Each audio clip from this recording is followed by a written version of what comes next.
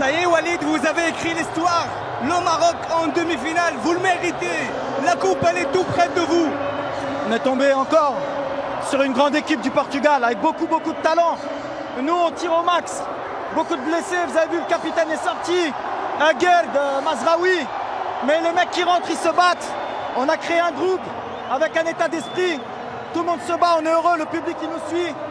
Qu'est-ce que vous voulez que je vous dise? Je leur ai dit avant le match qu'il fallait écrire l'histoire pour l'Afrique.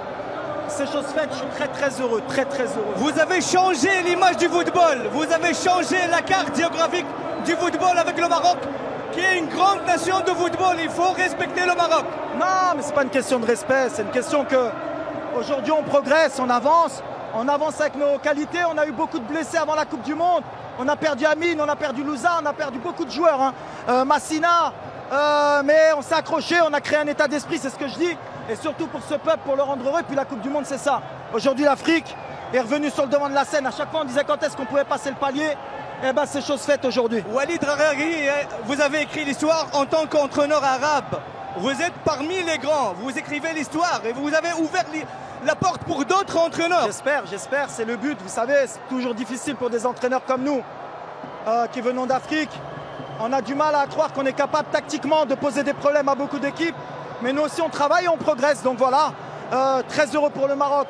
Je voudrais remercier tout le staff, parce qu'il n'y a pas que moi. Tout le staff, la fédération, et puis c'est pas fini, comme j'ai dit. Bon, c'était un match, comme prévu, très difficile. Une des meilleures équipes du monde. Ils nous ont posé plus de problèmes que l'Espagne. Ça se voyait qu'ils nous avaient étudiés, avec beaucoup de joueurs entre les lignes, beaucoup d'appels dans notre dos, avec la montée des latéraux. On les a bien contenus, on a fait une bonne première mi-temps. On a fait ce qu'on voulait faire. On a beaucoup de situations en première mi-temps, on marque. Et après, en deuxième mi-temps, malheureusement, ils ne nous ont pas laissé respirer. Il y a eu beaucoup de fatigue aussi par rapport au match d'Espagne.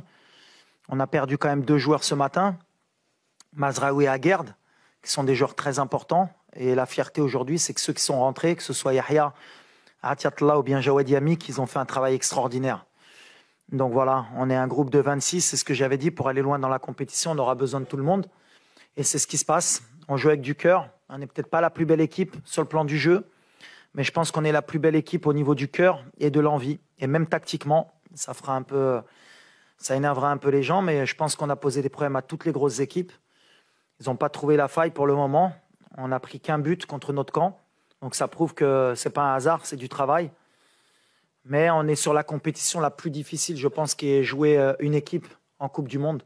Jouer la Croatie, la Belgique, le Canada, qui est la meilleure équipe nord-américaine, l'Espagne et le Portugal. En termes d'intensité de rythme, je pense que c'est très dur pour n'importe quelle équipe. Nous, pour le moment, on est encore vivants, mais on a perdu beaucoup de monde en route.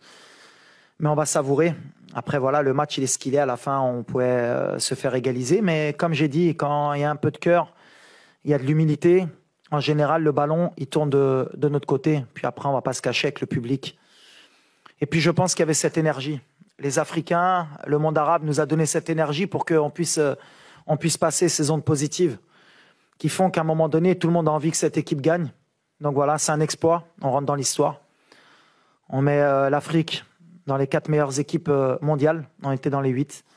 C'est une énorme fierté pour moi parce que ces joueurs sont extraordinaires. Il mérite qu'on parle d'eux. Le staff aussi. On a fait beaucoup de travail pour arriver là.